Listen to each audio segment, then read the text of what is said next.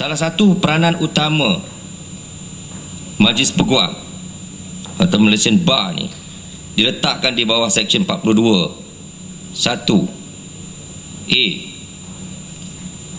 Akta Profession Guaman atau undang-undang ni. Dinyatakan di sini dalam bahasa Inggerisnya, the purpose of the Malaysian Bar shall be to uphold the cause of justice without regard to its own interest or that of its members, uninfluenced by fear or favour. Di perenggan 42 subsection 42(1)L, antaranya to promote good relations and social intercourse, bukan sexual intercourse, to promote good relations. Sebab ada bar council yang cuba nak promote gaya seks bebas ni, mungkin dia salah baca 42L ni. 42L sebut to promote good relations and social intercourse amongst members and between members and other persons concerned in the administration of law and justice in Malaysia. Pokok pangkal dia, Majlis Peguam mesti bertindak without fear or favour. Isu dia, Datuk yang dipertua, bukan isu sama ada bar council ni tidak bertindak without fear or favour. Isu dia ialah isu konsistensi. Sebab tu dalam Islam sangat penting, Nabi SAW pertekankan amantu billah summa istaqim. Beriman kepada Allah satu hal, nak istiqamah tu bukan senang. Dalam isu bar council ni, soal inkonsistensi, tidak bertindak tidak konsisten dalam beberapa isu. Saya hormati contoh Bukit Gelugur, very consistent, sangat konsisten. Dulu, kini dan mungkin selamanya, you want Islam over my dead body. Masa dia sendiri ke, dia dengan pakatan ke, dia dalam barisan alternatif ke, dia konsisten. Saya respect, walaupun saya tak setuju. You want Islam over my dead body, saya tak setuju, tapi saya respect sebab dia konsisten. Walaupun ada orang dulu kata Bukit Gelugur ni musuh utama, tapi sekarang dah buat statement sanggup mati untuk Bukit Gelugur. Itu tak konsisten namanya. Tapi Bukit Gelugur dia konsisten. Masalah dengan bar council ni, dia tidak konsisten. Bila ada isu yang kena-mengena dengan kerajaan, cepat. Tapi bila isu yang ada kaitan dengan pembangkang, lambat. Ataupun tak buat statement pun langsung, walaupun ada kaitan dengan undang-undang. Contoh, isu pembohongan 16 September. Mana suara bar council? Sepatah haram tak dengar. Dia tahu prinsip demokrasi, mana boleh pancing, beli, suruh orang lompat, ikut batu dengan Elizabeth Wong, terhegeh-hegeh pergi Taiwan nak cari orang. Mana suara bar council? Jabatan bangun ya, boleh. Sekejap, tak cakap. Sedangkan saya setuju Bukit Gelugur sekali lagi konsisten.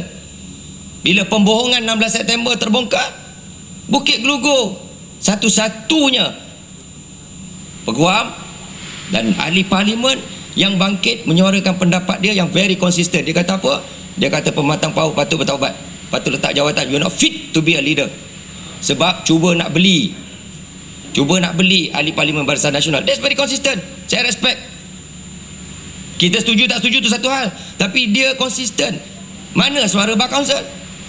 Ini isu prinsip demokrasi, prinsip perundangan, prinsip perlembagaan. Hormati keputusan pilihan raya.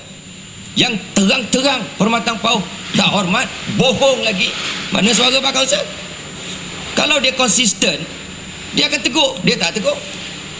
Kenapa peguam kanan macam kapal Bukit Gelugur boleh tegur, tapi bar council ambil sikap menjadi syaitan bisu, tak cakap apa-apa? Ini yang kita pertikaikan. Sama seperti Datuk yang dipertua, mana suara bar council dalam isu pembohongan Kampung Buah Pala?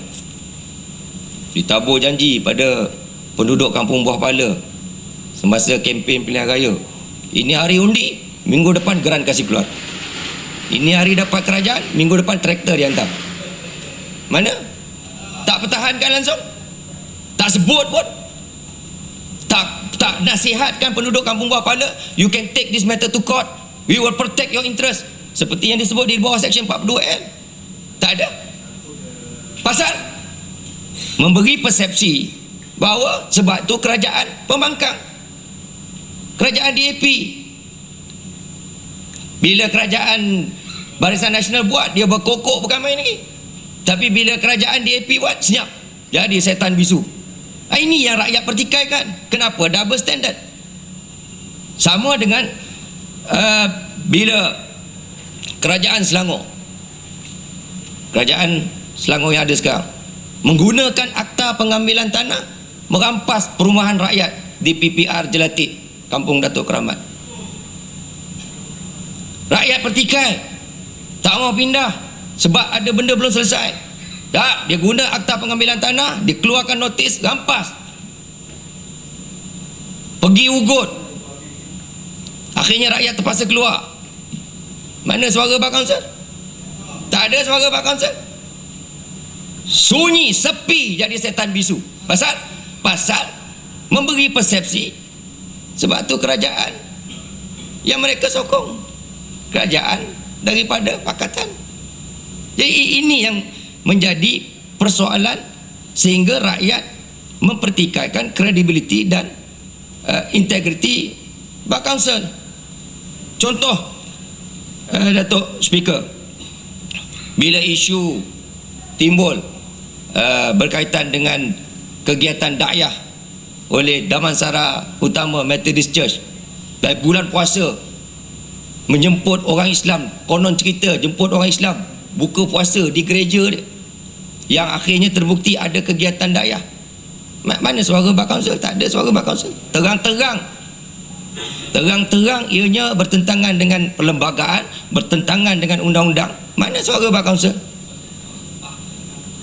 Saya tak mau cakap pasal PAN ni, saya dah menyampah. Bar Kansel, PAN ni sekarang dah jadi penuh dengan parasit. Kita tak mau cakap dah, tak ada harga diri dah. Boleh. Ni Bar Kansel Sikit Bapak. Jadi satu lagi poin saya nak sentuh, sebab saya nak bagi contoh-contoh kenapa kita rakyat Malaysia pertikaikan Bar Kansel. Kalau you nak fight for without fear or favor, you must be fair to everybody. Kalau you kata ada state interference Barisan Nasional, you kena tegur. State interference oleh pakatan pun you kena tegur. Tak ada. Kenapa tak ada? Kalau Kristian diganggu, you tegur orang Islam. Islam diganggu, you kena tegur orang Kristian. Tak ada. Kenapa tak ada? Persepsinya ialah Bar Kansel ni bertindak double standard, ikut kepentingan dia. Sedangkan akta tu terang-terang tulis apa? To uphold the cause of justice without regard to its own interest. Ni apa? Apa kepentingan mereka? Hanya kerana ianya dibuat oleh orang Melayu, orang Islam atau Barisan Nasional. Kalau sebelah sana jadi setan bisu, senyap terus, tak cakap apa sepatah pun.